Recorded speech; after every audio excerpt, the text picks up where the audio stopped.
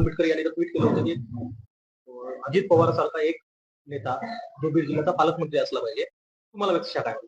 माझं मत असं आहे की राज्याच्या मुख्यमंत्र्यांनीच पालकत्व स्वीकारावं किंवा अजितदादा जरी या जिल्ह्याचे पालकमंत्री झाले तरी माझं काही मत नाही.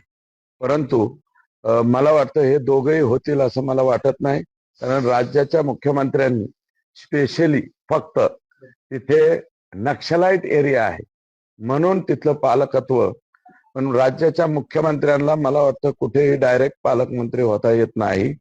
उपमुख्यमंत्री असताना त्या कालावधीत मला वाटतं ते तिथले पालकमंत्री झालते.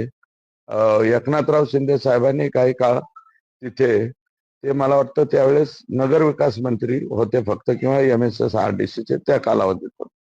मुख्यमंत्र्यांना डायरेक्ट जाता येतं का नाही हे माहित नाही, पण आनंद आहे मुख्यमंत्री उपमुख्यमंत्री दोन्ही उपमुख्यमंत्री किंवा मुख्यमंत्र्यांपैकी जर कोणी पालकमंत्री झालं तर अतिशय आनंदाची बाब होईल. कारण आणि गार्डियन जे मागचे गार्डियन हे मला वाटतं त्यांनी पालकमंत्रीपदही भाड्याने दिलं, मंत्रीपदही भाड्याने दिलं. लीज ऍग्रीमेंट त्यांनी केल्यामुळं मोठा प्रॉब्लेम झाला. मोका यातच तुम्ही ओळखून घ्यायचं की त्यांची मेंटॅलिटी काय आहे. याच्यात कोणाला काही बक्षिलं जाणार नाही.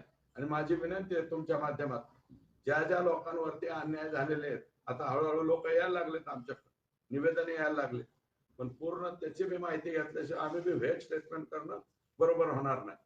परंतु या ज्या काही घटना आहेत, करुण कहाण्या आहेत ह्या बीड जिल्ह्यातल्या, हे जे वागलेले आहेत, मी म्हणलं ना धनंजय मुंडे पूर्वी असे नव्हते, आता कसे झाले, काय होता सतून काय झाला सतू अशी परिस्थिती तुमची आली साहेब.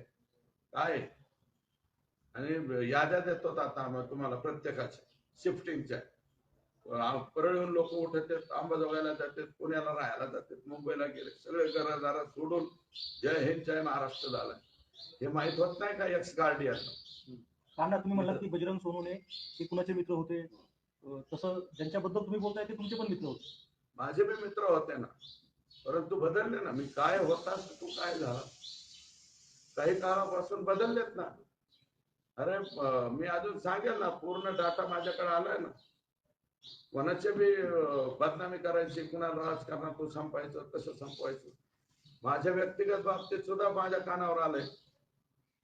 जे माझ्या कुटुंबाच्या बाबतीमध्ये काही घडलंय त्याच्या बाबतीमध्ये सुद्धा. पण मोबाईल नंबर, कोणाच्या फोनवर कोणत्या दिवशी कुठं फोन गेला याच्या सहित सगळी माहिती देतो मी तुम्हाला.